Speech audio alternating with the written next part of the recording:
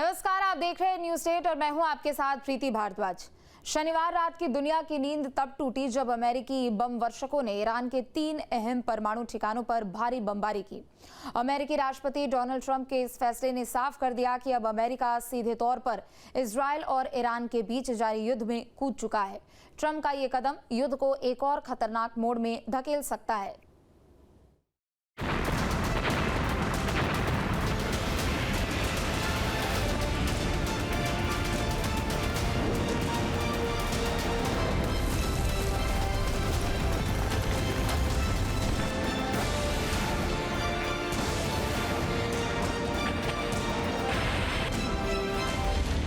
Iran Israel युद्ध में उतरा अमेरिका। ईरान पर अमेरिका का सबसे बड़ा हमला। मिडिल ईस्ट में तृतीय विश्व युद्ध की आग। न्यूक्लियर साइट्स पर अमेरिका हमला।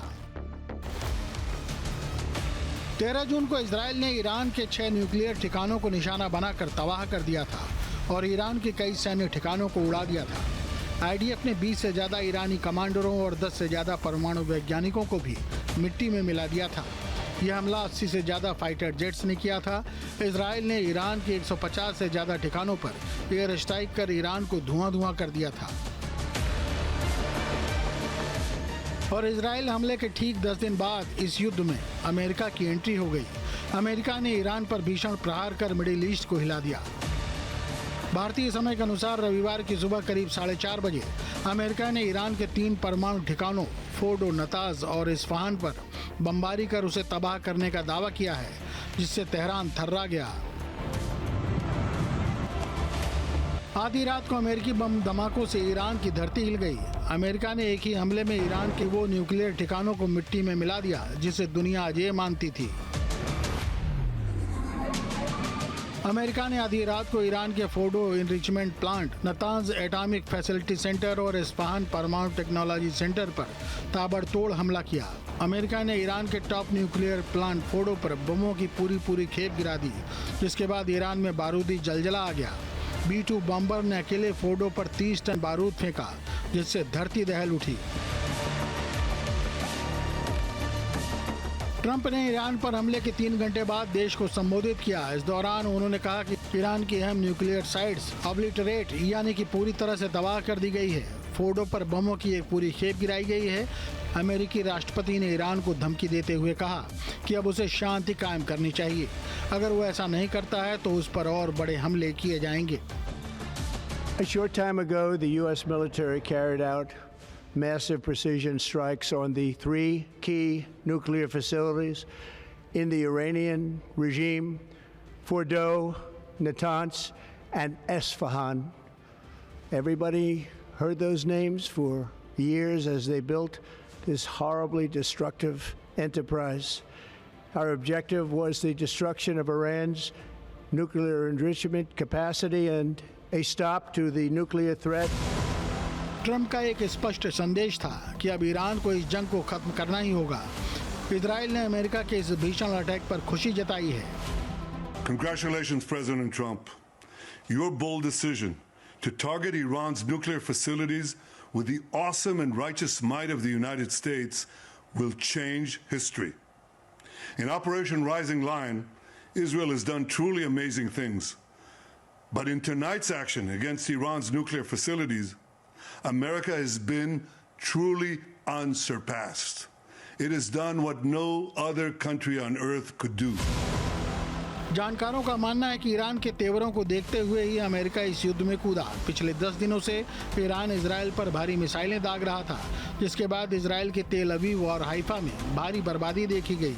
इस्लामिक रिवॉल्यूशनरी गार्ड कॉर्प्स ने कहा कि उन्होंने इजराइल पर सबसे बड़ा अटैक किया है और 14 अहम ठिकानों को निशाना बनाया है। डिफेंस एक्सपर्ट मानते हैं कि ट्रंप ने जो कहा था वो करके दिखा दिया।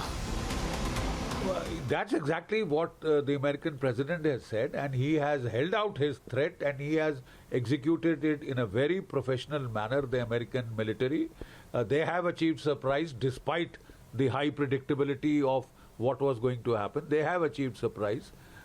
Very definitely they have achieved surprise. They flew their bombers right from the United States of America over the continental, over Iran in one go.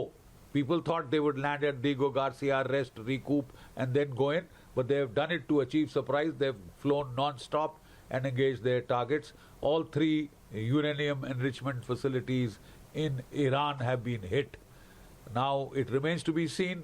They are saying that they have achieved their aims of defanging Iran's nascent nuclear capabilities, but there are no reports of any radiation leakage so far. Iran पर हुए हमले को लेकर Trump ने 4 महत्वपूर्ण बातें कही।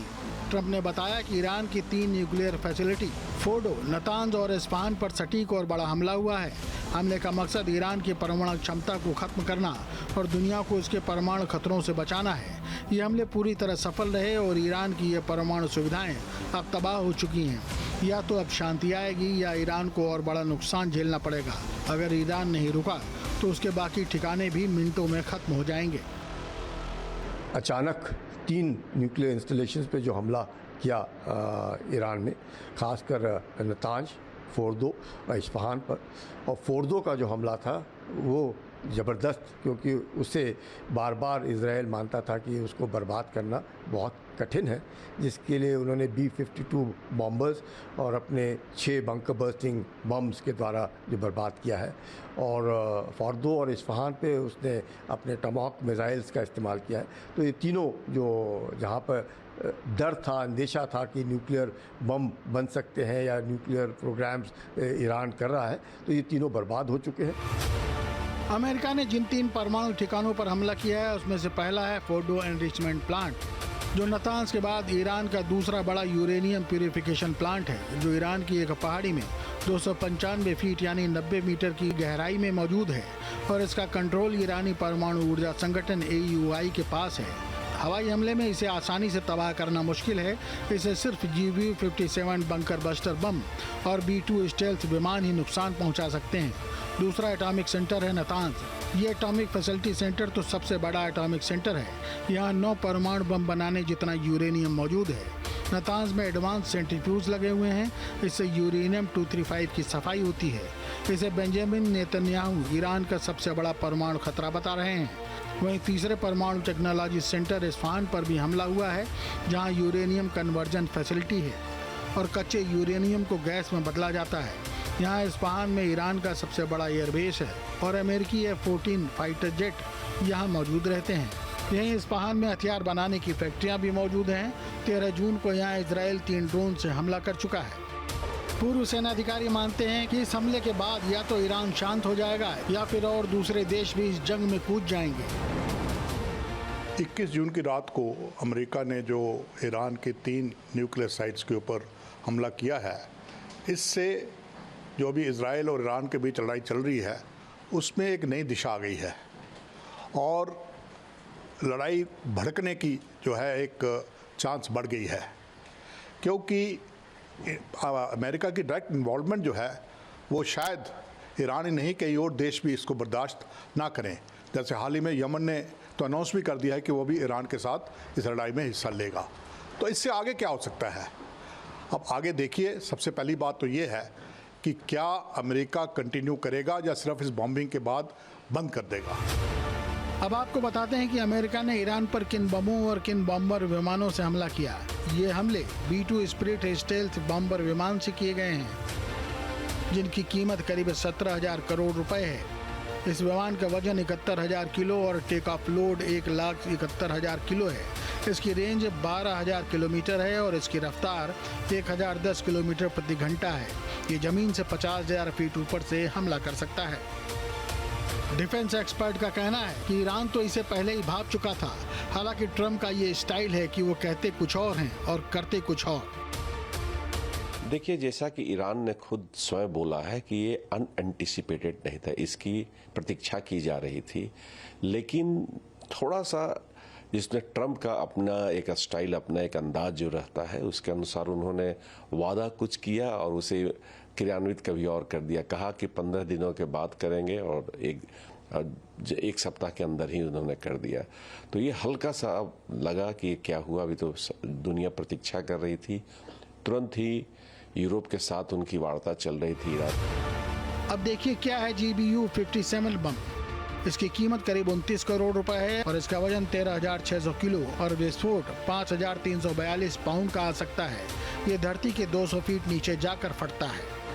पूर्व राजनयिक मानते हैं कि इन हथियारों से हमले पहली बार किए गए हैं। ये हमले इजरायली हमलों से कहीं ज़्यादा घातक थे, क्योंकि इनमें बंकर बस्टर बमों का इस्तेमाल किया गया है जो 30,000 पाउंड तक के वज़न के होते हैं।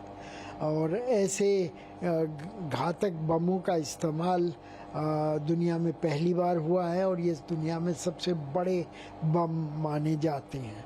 इजराइल की सेना के पास ऐसे बम नहीं रहे हैं और इस वजह से इजरायली हमलों से इतना भारी नुकसान इन तीनों संस्थानों को नहीं होना था।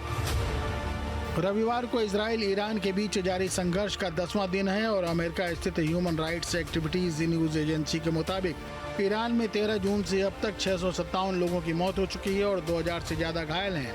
हालांकि ईरान के स्वास्थ्य मंत्रालय ने सिर्फ 430 नागरिकों के मारे जाने और 3500 लोगों के घायल होने की पुष्टि की है। वहीं इजराइल में 21 जून तक 24 लोग मारे गए हैं जबकि 900 से ज्यादा घायल हुए हैं। अब अमेरिका के प्रचंड हमले से ईरान को बड़ा आघात पहुंचा है। अमेरिका ने ईरान के परमाणु बम बनाने की योजना को काफी पीछे धकेल दिया है। फोर्डो, नतांज और इस्फहान तबाह हो चुके हैं। अमेरिका के इस प्रचंड प्रहार से उबरने के लिए ईरान को सालों साल लग जाएंगे। Team news state.